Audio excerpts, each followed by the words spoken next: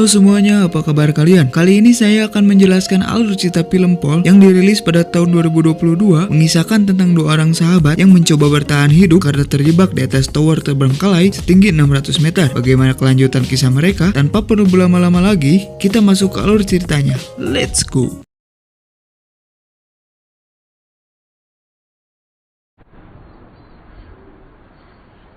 Kisah berawal dari Becky bersama suaminya Dan ditemani sahabatnya Hunter. Mereka bertiga sedang mencoba menaklukkan lereng gunung yang terjal. Pendakian saat itu sedikit menyulitkan bagi mereka, dan di saat mendekati puncak, ada sebuah lubang dan bermaksud ingin memasangkan sebuah kail paku. Dia yang tidak tahu ada burung di dalam lubang tersebut, namun karena keberadaan tangan Dan, burung itu merasa terganggu, lalu keluar dari lubang itu dan menyebabkan Dan kaget, lalu terpleset dan hampir jatuh. Untung saja, pada saat itu masih ada tali pengaman yang menahan Dan. Becky dan Hunter pada saat itu segera mencari cara untuk menolong Dan. Namun naas, tali pada saat itu nggak kuat menahan beban Dan. Akhirnya pada saat itu Dan pun terjatuh dan tewas.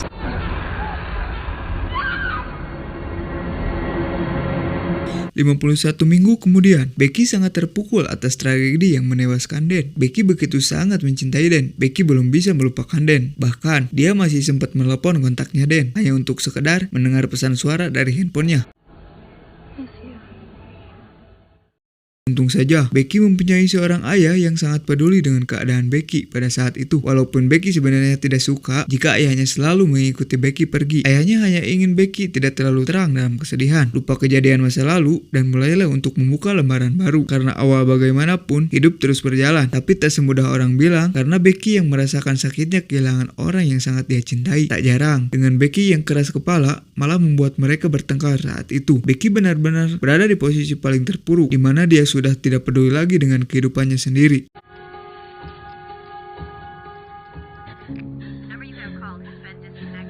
Sampai suatu ketika, Hunter datang menemui Becky. Setelah kejadian pada saat itu, mereka tak pernah bertemu kembali. Hunter datang dengan tujuan ingin membantu Becky agar bisa keluar dari kondisi terpuruknya. Hunter akan membuat kematian Dan menjadi tidak sia-sia dengan mengajak Becky kembali mendaki. Namun bukan untuk mendaki gunung, tapi Hunter akan mengajak Becky untuk mendaki sebuah menara TV yang ketinggian 2000 kaki. Dan nanti setelah mereka berada di puncak, Becky bisa menaburkan abu dari Dan di sana. Bukankah itu petualangan yang seru? Ujar Hunter menghibur, sekaligus meyakinkan Becky. Tapi bukan hal mudah bagi Becky, justru karena pendakian itulah yang membuat Becky menjadi trauma sampai dengan sekarang. Sebagai sahabat sejati, Hunter berusaha untuk membantu dan meyakinkan Becky jika ketakutan tidak dilawan, silam akan selalu menjadi orang penakut. Hunter juga mengutip ucapan perkataan Dan terdahulu, jika ingin hidup, maka jangan mati, atau terus hidup ketika kamu mati. Mendengar hal itu malah membuat Becky kembali bersedih.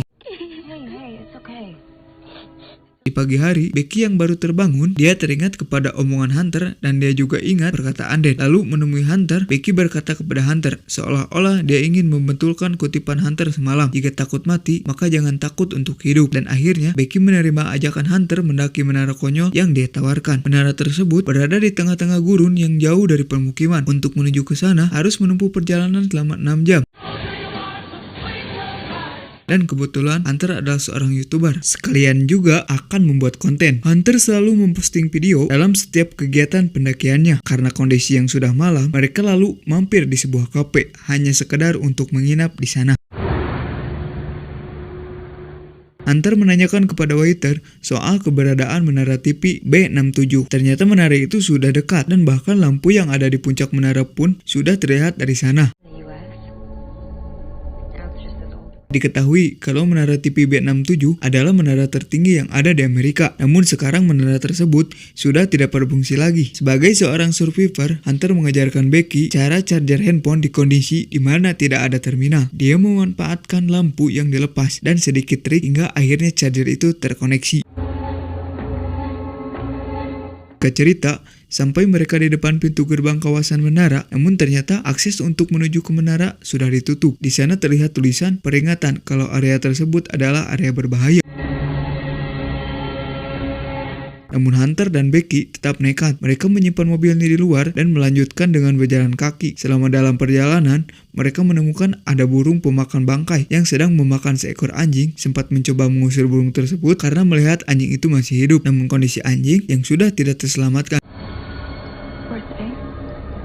Dan sampailah mereka tepat di bawah menara B67, menara dengan ketinggian 2000 kaki. Sebelum mendaki, Becky kembali harus melawan rasa ketakutannya. Dia masih trauma dengan kejadian terdahulu karena saking takutnya hingga tangan Becky pun bergetar. Setelah Hunter meyakinkan Becky, lalu pendakian pun dimulai.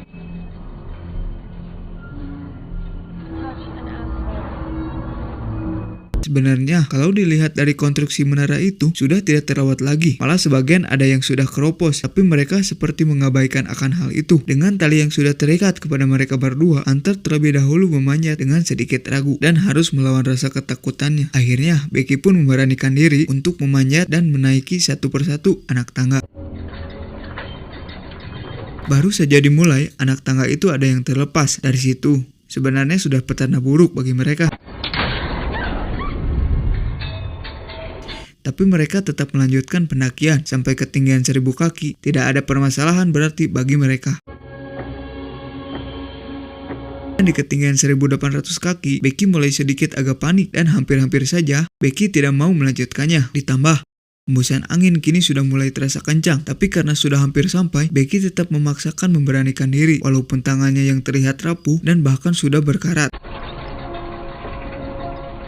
Di tengah kepanikan yang dirasakan Becky, Hunter masih sempat-sempatnya bercanda dan menggoyangkan tangga yang sudah rapuh itu.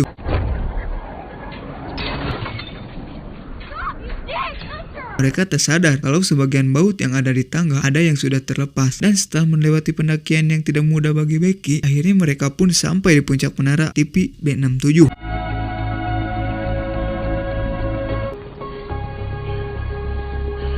Antara percaya dan tidak percaya, ternyata Becky masih berhasil melawan rasa ketakutannya. Untuk beberapa saat, mereka merayakannya dan mengembalikan beberapa momen saat berada di puncak. Hunter yang sudah membawa drone juga mencoba mengambil beberapa video. Bahkan, Hunter si wanita yang sudah tidak ada takutnya mencoba beberapa pose ekstrim bergelantungan tanpa ada pengaman.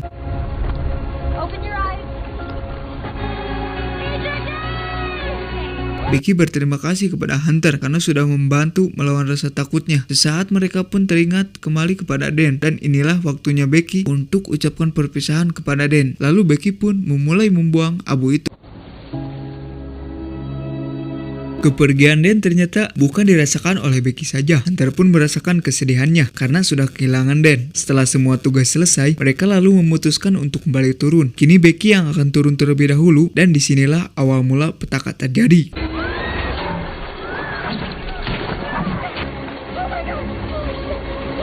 Tiba-tiba tangga itu perlahan mulai terlepas. Becky yang hampir terjatuh, tapi untung saja masih ada tali pengaman yang terikat dengan Hunter. Di atas, Hunter masih berusaha untuk menarik Becky. Untuk sementara, Becky masih bisa selamat dari kematian.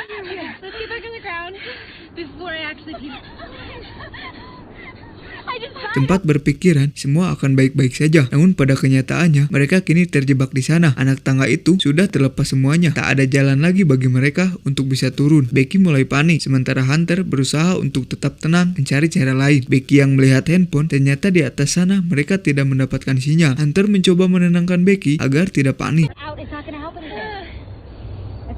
Dari puncak menara, mereka menemukan sebuah teropong dan ada suara. Setidaknya, itu bisa membantu dan ada kesempatan bagi mereka untuk bisa ditemukan oleh orang lain. Sementara tas yang berisikan air itu tersangkut yang tidak begitu jauh dari mereka. Tapi tetap saja, mereka harus mencari cara untuk mendapatkan tasnya kembali. Untuk beberapa saat, tidak ada yang bisa mereka lakukan. Hanya bisa berharap ada orang lain yang tahu dan menolong mereka.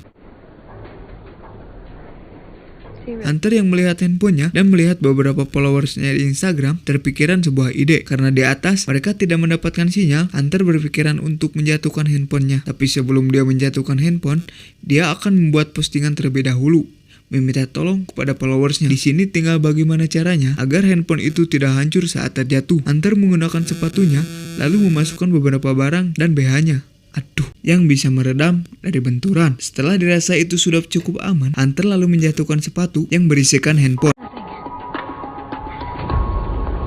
Sisanya mereka hanya bisa berharap agar handphone itu tidak hancur dan masih bisa terkoneksi agar bisa memposting postingannya Hunter. Beberapa saat kemudian, Becky sempat melihat ada sebuah tato di kakinya Hunter. Tidak jelas atau apa, tapi saat itu Hunter berteriak karena melihat ada seseorang di bawah sana. Mereka berdua berusaha berteriak sekeras mungkin, tapi sepertinya itu sia-sia saja karena suara mereka tidak sampai terdengar oleh orang yang ada di bawah. Becky mencoba melemparkan sepatunya, berharap orang itu tahu. sempat terdengar dan melihat ada sepatu yang terjatuh. Namun sama sekali orang itu tidak menyangka kalau ada orang lain di atas menara dan malah melihat ke sekeliling, namun tidak mencoba melihat ke atas menara. Tadinya Becky akan menembakkan pistol saat itu, namun Hunter melarangnya.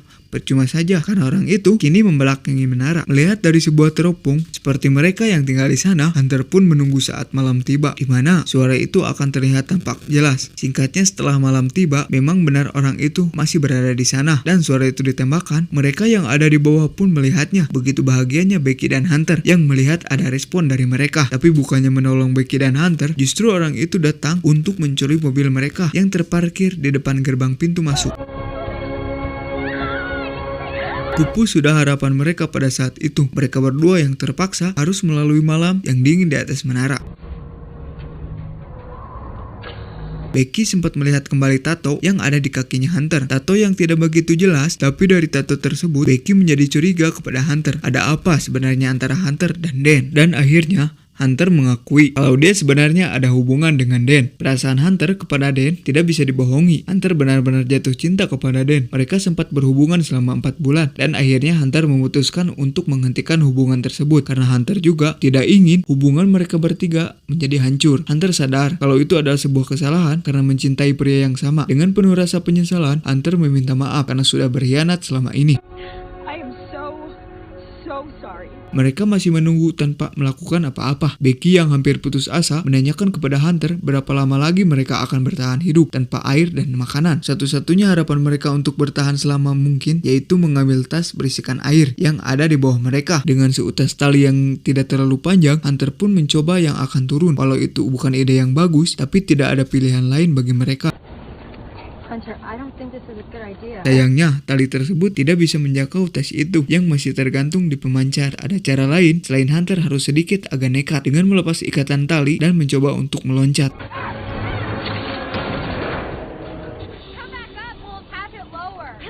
Untung saja dia berhasil menepi, setidaknya mereka masih bisa mendapatkan air minum dan kini tinggal mencari cara bagaimana dia bisa kembali ke atas. Dengan bantuan tongsis, Hunter pun berusaha menggapai tali tersebut. Bukan perkara mudah, tapi dia berhasil mengikat tongsis itu ke tali. Tak ada pilihan lain, Hunter harus kembali nekat meloncat untuk mencapai tali itu. Ini giliran Becky untuk menarik Hunter dengan sekuat tenaga yang tersisa. Becky berusaha menarik Hunter. Sebentar lagi Hunter yang akan sampai menggapai tangga, namun naas, dia malah terpleset hingga akhirnya Hunter pun terjatuh. Becky yang sudah berpikiran buruk kalau Hunter tidak akan selamat, perlahan mencoba untuk melihat ke bawah. Dari apa yang dilihat oleh Becky, Hunter masih tergantung di tali. Tak mau menyia-nyiakan kesempatan, Becky berusaha sekuat tenaga menarik kembali Hunter. Setelah melepas dahaga, dari dalam tas itu ada drone yang mungkin itu bisa menjadi kesempatan bagi mereka untuk menyampaikan sebuah pesan kepada orang-orang yang ada di bawah. Mereka akan mengarahkan drone itu ke sebuah asrama yang tidak terlalu jauh dari mereka. Namun belum juga keluar dari kawasan menara, baterainya yang ternyata sudah hampir habis. Tidak mau ambil resiko, mereka lalu menarik kembali drone. Tidak tahu lagi apa yang harus mereka lakukan. Sekarang berbagai cara sudah dilakukan, tapi apalah daya, mereka kini hanya bisa pasrah. Di malam hari, tiba-tiba Becky kehilangan Hunter yang sudah tidak ada. Sementara burung pemakan bangkai sudah berterbangan mengincar mereka. Betapa terkagetnya dia saat melihat tubuhnya Hunter mulai dimangsa oleh burung pemakan bangkai. Tapi ternyata itu hanyalah sebuah mimpi buruk saja. Saat itu Becky melihat lampu tanda yang ada di atas mereka. Dia mempunyai ide teringat pada trik yang pernah diajarkan oleh Hunter soal charger handphone. Di kondisi tidak ada colokan kabel, sesulit apapun caranya, tidak ada pilihan lain selain mereka harus nekat dan mencoba. Setelah menjelang pagi, tangan Hunter yang terluka tidak mungkin bisa naik ke atas. Terpaksa Becky sendiri yang harus memberanikan diri untuk menaiki tiang lampu. Bukan hal mudah bagi Becky menaiki tiang itu. Di kondisi dia yang sudah sangat lemah, Becky yang hampir menyerah, tapi Hunter yang berada di bawah terus menyemangati Becky. Langkah demi langkah, Becky lewati dengan penuh rasa sakit. Dengan napas dan tenaga yang masih tersisa, Becky terus berusaha dan sampai pada akhirnya dia berhasil menggapai puncak tertinggi di menara itu. Tanpa membuang waktu, Becky langsung menyambung kabel casan drone, tapi tak semudah melihat tutorial yang diajarkan oleh Hunter. Becky harus mencari sesuatu benda untuk bisa menyambungkan kabel chargeran itu. Dengan bantuan dari cincin pernikahan, akhirnya dia berhasil membuat chargeran terkoneksi dengan drone. Selama baterai drone belum terisi penuh, selama itu juga Becky harus berada di sana karena semua itu adalah harapan dia. Dengan segala upaya, Becky tetap bertahan. Butuh waktu yang cukup lama untuk mengisi baterai drone sampai penuh. Sementara cobaan dan rintangan datang silih bergantian. Kini burung pemakan bangkai itu mencium bau darah dari lukanya Becky. Tangan Becky mulai gemetar karena sudah tidak kuat menahan beban dia sendiri. Di lain sisi, burung pemakan bangkai mulai menyerang Becky, menambah beban dari perbaiki saat itu. Sialnya lagi, tas yang berisi air itu malah terjatuh. Tak lama kemudian, baterai drone pun terisi penuh. Setelah semua sudah siap, pesan tertulis sudah terpasang, lalu drone pun siap diterbangkan. Harapan mereka yang tersisa tinggal drone itu. Mereka harus memastikan drone-nya sampai ke tempat tujuan. Dalam hati dengan penuh perasaan khawatir. Ya ampun, sepertinya mereka sial guys. Tiba-tiba drone itu tertabrak oleh mobil. Ada saja gangguan yang membuat mereka menjadi down. Burung pemakan bangkai mencium ada aroma putus asa dari Becky dan Hunter. Burung itu hanya tinggal menunggu kematian menjemput mereka. Memang sudah tidak ada harapan lagi bagi mereka untuk bisa bertahan. Sebenarnya masih ada satu kesempatan lagi, yaitu handphonenya Becky. Dia meminta kepada Hunter untuk melepaskan sepatunya. Becky akan mencoba kembali seperti yang apa dilakukan oleh Hunter sebelumnya. Namun saat itu Hunter tiba-tiba mengatakan kalau dia tidak bisa melepaskan sepatunya lagi karena dia sudah terjatuh. Dari perkataan Hunter membuat Becky merasa ketakutan, dan saat Becky melihat ke arah Hunter, betapa terkagetnya dia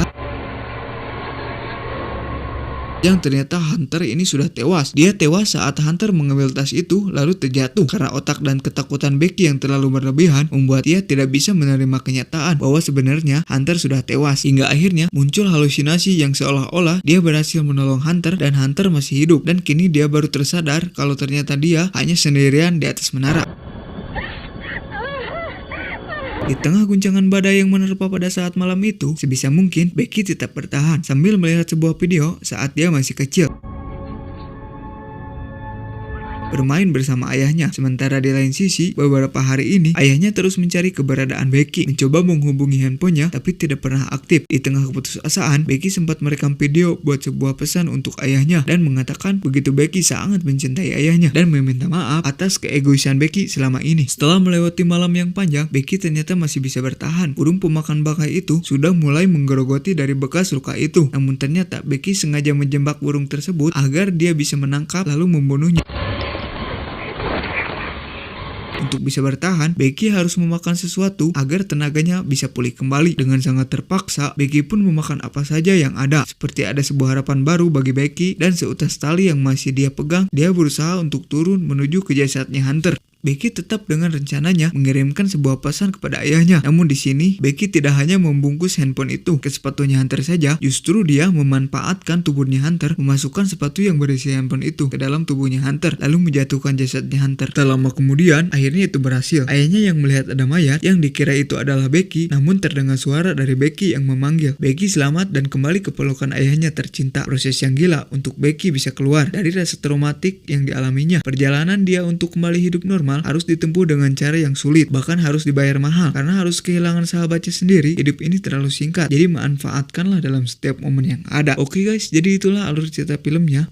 Cukup membuat tegang dan endingnya membuat kita bersedih. Semoga kalian suka dan terhibur ya guys. Mungkin sampai di sini dulu ceritanya. Sampai jumpa di video selanjutnya. Salam dari saya. Bye bye.